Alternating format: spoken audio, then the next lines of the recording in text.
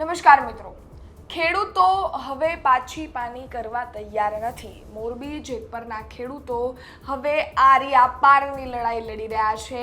એ સરકારની સામે સામા પવને ચાલી રહ્યા છે. એમની માંગણીઓ પૂરી કરવા માટે અનેક વિરોધ પ્રદર્શન કરી રહ્યા છે. મોરબી જેતપરના ખેડૂતોનો સૌથી મોટો નિર્ણય એ જ છે કે મોરબી જેતપરમાં કોઈ જ પણ રાજકારણી એટલે કે કોઈ જ પણ પોલિટિશિયન એન્ટર નહીં થાય. એ લોકો એની જ રીતે વિરોધ પ્રદર્શન કરશે અને એમની માંગણીઓ છે એ પૂરી કરશે. આ સૌથી મોટો નિર્ણય છે. છેલ્લા 4 દિવસથી એ લોકો ઉપવાસ પર બેઠા છે અને દરરોજ રાતે કંઈક એવું કરે કે જેનાથી એ સરકાર સામે વિરોધ નોંધે.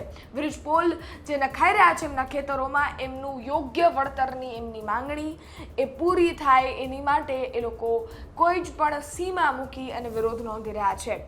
2 દિવસ પહેલા એટલે ગઈકાલે સૌપ્રથમ એમણે હકાભા આવ્યા હતા ત્યાં, અને સાથે જ એમની સાથે એમણે ડાયરો કર્યો હતો. ત્યાં પણ સરદાર વલ્લભભાઈ પટેલનું નામ લઈ હકાભા ગઢવીએ પણ ખેડૂતોને આહ્વાન કર્યું. અને એની પહેલાં એના આગલે દિવસે ખેડૂતો છે એણે અદાણીના નામનું બેસણું કર્યું હતું. ખેડૂત મહિલાઓ છે એ છાજા લઈ રહી હતી અને સાથે જ જે ખેડૂતો છે એ પણ એમની સાથે સહમતી દઈ રહ્યા હતા. આ બધી વસ્તુઓ, આ બધી જ ઘટનાઓ શું સૂચવે છે કે હવે ખેડૂતો લડી લેવાના મૂડમાં છે. એ હવે પાછા નહીં વળે, કારણ કે એમની સાથે સૌપ્રથમ જે આ રેલીમાં જે પણ વસ્તુ થઈ ગઈ એમાં એમની સાથે જે પણ ઘટના ઘટી, એટલું ડીઝલ બાળી લોકો અહીંયા આવ્યા હતા ગાંધીનગર જેવા, પણ ગાંધીનગર તો રેલી પહોંચી જ નહીં.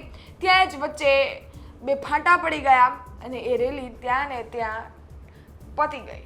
ત્યાંથી ખેડૂતો પાછા વળી ગયા. ગાંધીનગર જવા સુધીનો મોકો જ ન મળ્યો અને ત્યારબાદ મોરબી જેતપરના ખેડૂતો છે એને આ નિર્ણય લીધો.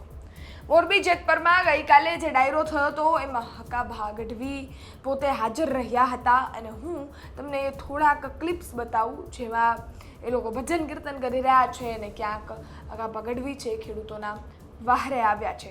પીને જેમણે ગઈકાલે મોરબીમાં ખેડૂતોની વહારે આવ્યા હતા એ એક એવા લોક કલાકાર છે જે વહારે આવ્યા છે અને મોરબી પહોંચ્યા છે, ડાયરો કર્યો છે ખેડૂતોના સમર્થનમાં અને સરકારને ક્યાંક આડે લાઈને કે આડે આશરે એમને કહી તો દીધું છે, જવાબ તો આપી દીધો છે. એમને જે કહેવું હતું એ રજૂઆત તો એમને